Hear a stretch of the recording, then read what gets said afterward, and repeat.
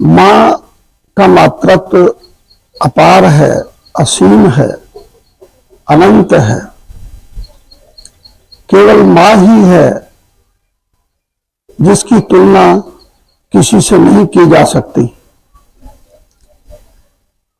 बहुत दूर बैठी हुई माँ अपने बच्चे के रुदन को, अपने बच्चे की परेशानी को समझ लेती है, भावनाओं से जुड़ जाती है। एक प्रसंग आपको सुनाता हूं। भगवान श्री कृष्ण की मां देवकी अपने घर में थी तो दो बच्चे मुनिराजों के रूप में उसके यहां आहार लेने के लिए पहुंचे। देवकी ने जैसे ही दोनों बच्चों को, मुनिराजों को देखा तो उनको भावनात्मक जोड़ हुआ, कुछ ऐसा जुड़ाव हुआ कि उनका मातृत्व जागने लगा। उन्होंने बच्चों को आहार कराया, दोनों बच्चे चले गए। फिर थोड़ी देर बाद बिल्कुल वैसे ही दो बच्चे और आए। उन्होंने फिर प्रार्थना की कि मां हमको आहार दीजिए।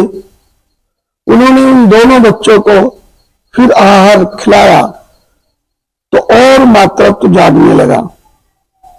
फिर तीसरा जोड़ा आया और तीसरे जोड़े ने भी आहार की मांग की।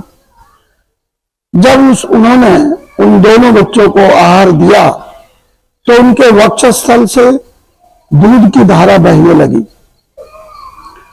उन्हें बड़ा संकोच हुआ कि ऐसा क्यों, इन बच्चों को देखकर मेरे वक्षस्थल से दूध की धारा कैसे बहने लगी।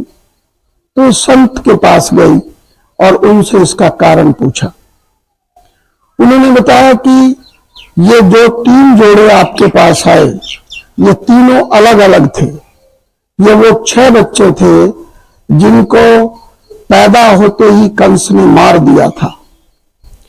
चूंकि आपके बच्चे थे और आप इनको उस समय दूध नहीं पिला पाई थी, तो इसलिए आपके छाती से दूध निकलने लगा। प्यारे बच्चों, ऐसा होता है मां का मातृत्व। बहुत दूर यदि बच्चा कहीं रो रहा है, उसकी आवाज भी नहीं आ रही है, तो भी मां जान जाती है कि मेरा बच्चा भूखा है, प्यासा है या किसी विपत्ति में है। दुनिया में यदि सबसे पहली कोई गुरु कहलाई जाती है तो वह मां है।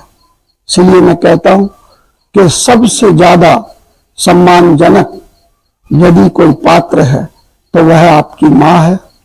जीवन में कभी मां को कष्ट मत देना।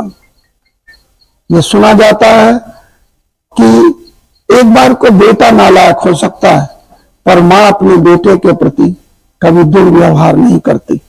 इसलिए अपनी वाणी से, अपने कर्म से कभी मां को दुखी ना करना। Thank you so much.